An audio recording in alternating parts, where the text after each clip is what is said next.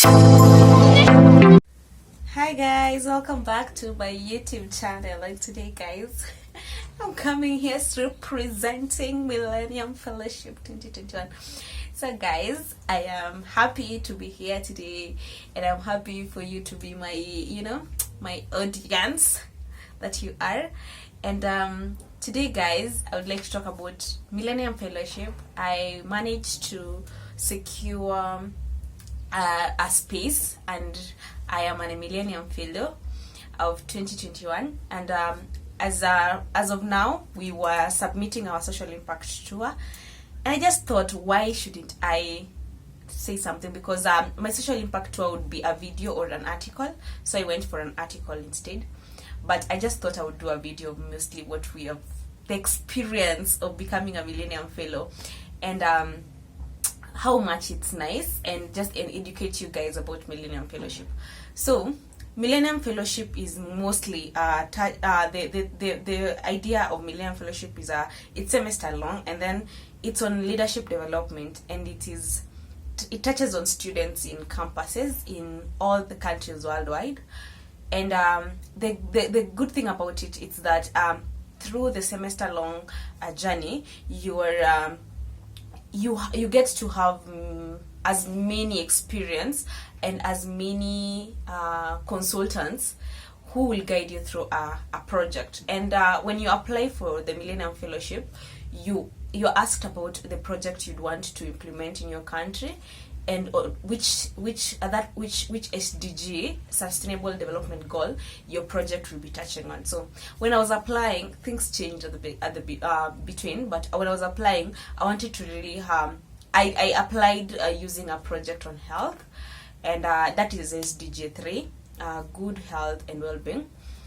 And my project was mostly on what is happening in Kenya, the system. I was applying to strengthen the health system, and I had done a number of courses on health strengthening systems, and on evaluation mostly. As you know, I am a young emerging evaluator, so I wanted to really educate and do trainings on the different ways to strengthen the DHS. As you all know, we use the DHS. Now it's DHS 2, D2, District 2, I think, because the other one crashed.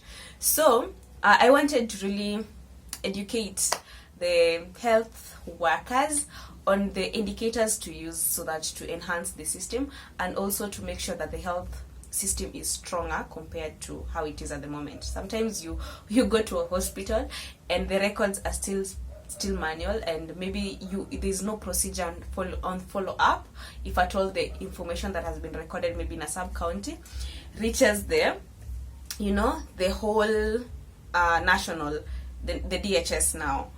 And that is where now I thought, back when we were in 2020, when we had really teenage pregnancy was really big, I thought that maybe the information we are given,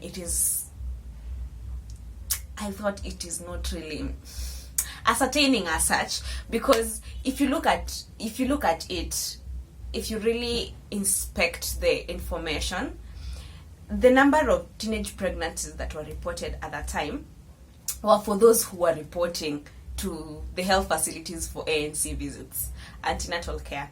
So what about these young mothers who were ashamed to visit the hospitals, and report that they needed the ANC, they needed the jabs and whatever it is done during when you go for the ANC visits, the testing and all that. There are people who cannot go, and there are people who give birth at home. So you can imagine the only data we got are for those that reported. So meaning that there are people who didn't even report, and there's no systematic system to monitor. Yes, we have CHVs, but some counties are not.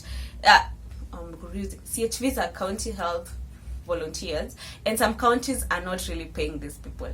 So looking back and trying to see it in a more, it's this health system is in Kenya. I thought it is not as strong as it should be, and that was what instigated me to write the proposal for me to be part and parcel of the Millennium Fellow, and I got it. So I was able to be a Millennium Fellow, but I've not graduated. So looking back, I thought we would be given funds, but on our first meeting, they said you're not going to be given any funds to do your project. So I had to change the strategy to my project, and I went back to doing climate action. And I did a project on climate action, mostly climate change. And the project was mostly related to conservation and management. And I would coin that to my project goal was mostly to increase the tree cover in Kenya to 10%, which is what we are looking at moving on to the Kenya Vision 2030 on climate and environment is meeting a forest cover or a tree cover of 10% country-wise. And as of now, we are at 7%. So I thought that would be a very good place to start with. And looking at what the Kenyan dynamics are, one of the foundations that is really into climate action is the Kipchoge Foundation, environment conservation and also management. And I thought it is really good for us to continue with what Eliud Kipchoge is doing with even Ministry of Environment. And mostly what I did was on planting trees, which is also in regard to what Youth for Africa is doing. I told you I am also a member of one of the organizations, and I said that in one of my videos. If you haven't, go back and watch it. Our most goal this year was on climate change and food systems. So we were doing mostly planting of trees, and that is how I managed to mostly instigate most of my projects in terms of Millennium and also the projects we were doing with Youth for Africa. So on that regard, Millennium, apart from your projects, the Millennium Fellowship also has a whole program for you as a student. For you as a student, you undergo a whole semester. It's a 3 months program that in these 3 months you have six trainings, and the trainings are on leadership. I'm telling you, if you are in the university and you have a chance of applying for the Millennium Fellowship for 2022, kindly do, because I believe one of the things that this year I am thankful for is being a Millennium Fellow, because from being a Millennium Fellow, I've been able to know who a leader is. I didn't know who a leader is. Actually, I thought I knew who a leader is, but in reality, after the training, I got to understand that I really didn't know who a leader is. And we got to understand how to really make a proposal as marketable as possible, and also donor-oriented. And we also got to understand how projects impact different communities, and how to make your project really, take care of the needs of the community, and not just going to the community and asking them, what are your needs? I would like us to address these needs in this way. You are taught how to approach a community, from who to approach, when to approach, and how. And I think it's in line of what I am doing as a student. And whatever you'll be doing, when you apply for Millennium Fellowship, you apply as any student. You can be a doctor, you can be an engineering student, you can be any student in the university, as long as your project touches on the SDGs. And it is through the SDGs that we get change, because it's a vision 2030, not vision 2030, but it's agenda 2030 for all, all countries that they need to attain. So on my project, I really believe that I did a very good social impact tour, and coming forward, we will be doing reports on the project and all that the project has gone through, the different processes, the planning, the implementation, the monitoring and evaluation period. And I'm thankful for the Millennium Fellowship program that has really, I really built my capacity on different aspects.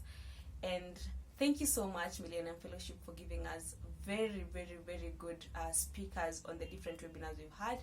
And one of the webinars that has really spoken to me as a person is one that was dealing with crime and justice. And one of the speakers to that was Moreno Campo, who is you people should go and Google Moreno Campo.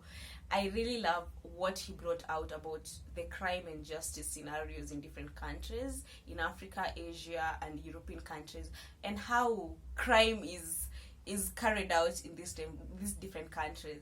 And now I am thinking about how much maybe I can venture on crime and justice as a person.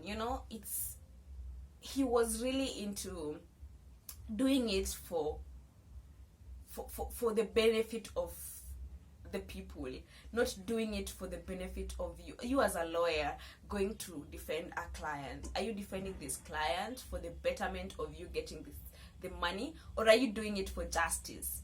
That was something that really caught my eye and maybe my ears, because we were listening, and I thought maybe that would be something that I would pursue in my future, and just try to narrow mostly just go and gain information and knowledge on crime and justice. So that is something that I attended all the webinars of Moreno Campo, because he just blew my mind, and I got to understand much about crime and justice in different countries, be it Europe, be it Africa. Some countries like Ethiopia, I didn't understand how they deal with crime and justice, but now I do.